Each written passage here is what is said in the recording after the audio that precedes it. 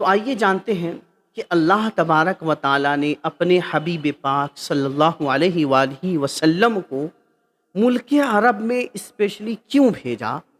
آخر اس کے بھیجنے کی وجہ کیا تھی؟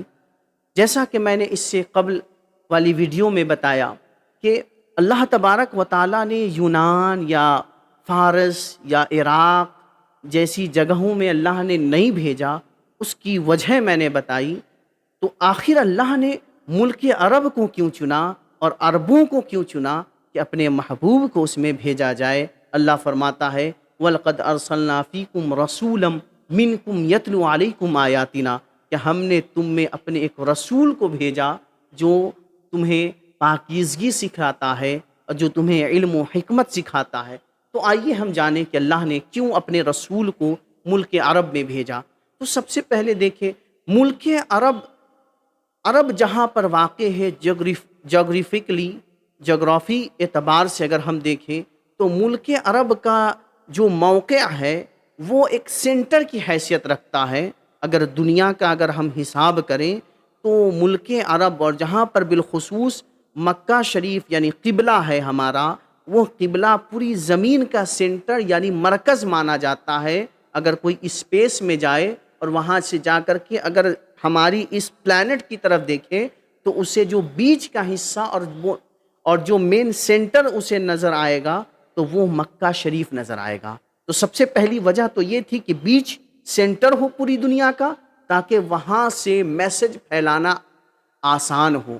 آپ نے دیکھا ہوگا کہ بڑے بڑے ورلڈ لیڈر اپنے ملک کی راجدھانی ایسی جگہ بناتے ہیں جو ان کے ملک کا بیچ کا حصہ ہو، جو ان کے ملک کا بالکل سینٹر کا حصہ ہو، جہاں سے میسج پہنچانا، جہاں سے ملٹری کو بھیجنا، جہاں سے فورس کو بھیجنا آسان ہو اور کنٹرول کرنا آسان ہو۔ لہٰذا جغرافیکلی اگر ہم دیکھیں تو اللہ نے جو ملک عرب کا انتخاب کیا وہ بالکل پرفیکٹ تھا۔ اب ہم دیکھتے ہیں کہ قوم کے اعتبار سے کہ اللہ نے اس قوم کو کیوں چنا، تو اس کی وجہ یہ ہے کہ اس قوم میں لاکھ برائیاں تھیں۔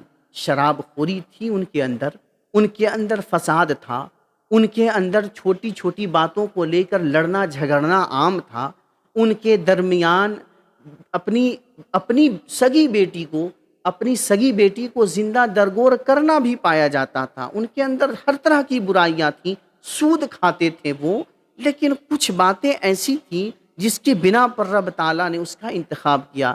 کہا جاتا ہے کہ جب دنیا میں ہر جگہ فساد ہو تو کسی ایسی جگہ کا انتخاب کرو جہاں کم فساد ہوں، جہاں کم پریشانیاں ہوں، جہاں کم مشکلات ہوں۔ لہٰذا فساد تو پوری دنیا میں تھا، لیکن اس فساد کے اعتبار سے اس وقت ملک عرب میں کم فساد اور کم ان کے اندر کم گناہ ہے اور کم ان کا اخلاق ان بقیہ تمام دنیا والوں کے اعتبار سے کم بگڑا ہوا تھا۔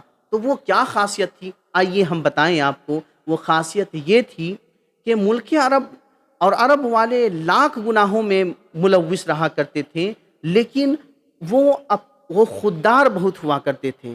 اپنے گھر کی عورتوں کو لے کر کے، اپنے گھر کے محارم کو لے کر کے وہ بہت خوددار ہوا کرتے تھے۔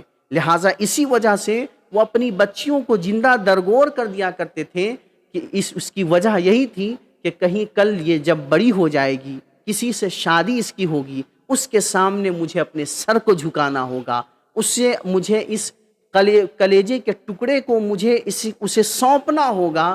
بس اسی خودداری کی وجہ سے اپنی بچیوں کو وہ زندہ درگور کر دیا کرتے تھے۔ اور دوسری جو ان کے اندر خاصیت پائی جاتی تھی اور آج بھی ہے الحمدللہ، وہ ان کے اندر اکرام، ان کے اندر مہمان نوازی، ان کے اندر تکریم و تعظیم، یہ آج بھی ملک عرب میں اور عربوں میں پایا جاتا ہے کہ وہ اس وقت اس قدر لوگوں کی تعظیم و تکریم کیا کرتے تھے۔ وہ یہ نہیں دیکھتے تھے کہ ہماری قوم کا ہے کہ کسی اور قوم کا ہے، وہ ہر کسی کی تعظیم و تکریم کیا کرتے جب کوئی ان کے پاس مہمان بن کر کے آتا۔ اور ہم نے بہت ہی وہ مشہور واقعہ آپ نے پڑھا ہوگا کہ سیدنا محمد صلی اللہ علیہ وآلہ وسلم کے دادا ہاشم کا واقعہ، کہ جب عرب میں قحط سالی ہوئی، جب سب کچھ سوکھ گیا، جب سب سارے خضروات، سارے پیڑ پودے سوکھنے لگے، اناج کے نام پر کچھ بھی نہیں تھا عرب میں۔ اس وقت ان کے دادا ہاشم نے کیا کیا، جب سب کچھ ختم ہو گیا تو ان کے گھر میں جو کچھ روٹیاں سوکھی ہوئی پڑی ہوئی تھی ان کو جمع کیا، اور اس کے بعد سرید بنایا، شوربہ بنایا، اور اس شوربے میں اس تمام روٹی کے سوکھے ٹکڑوں کو ڈال کر اسے سرید بنایا، اور جب تک قحط سالی ختم نہ ہوئی الحمدللہ نبی پاک کے دادا محترم نے پورے عرب کے قبیلوں کو وہ سرید کھلایا۔ وہ اکرام تھا ان کا، وہ مہمان نوازی تھی، اور وہ غریب اور وہ بھوکوں کے لیے ان کے دل میں رحم اور کرم تھا، کہ جس کی وجہ سے اللہ تبارک و تعالیٰ نے قوم عرب کا انتخاب کیا اپنے محبوب کے لیے، اپنے نبی کے لیے، اپنے چہیتے پیارے حبیب صلی اللہ علیہ وآلہ وسلم کے لیے۔ اور لہٰذا اس میں ہم نے آپ کو بتایا کہ اللہ نے اپنے حبیب کو قوم عرب میں کیوں بھیجا۔ اللہ تعالیٰ سے دعا ہے کہ اللہ تبارک و تعالیٰ اس نبی رحمت صلی اللہ علیہ وسلم کے فرمان پر ہمیں عمل کی توفیق عطا فرمائے، اور اس کے فیضان سے ہم سب کو خوب مالا مال فرمائے۔ السلام علیکم ورحمۃ اللہ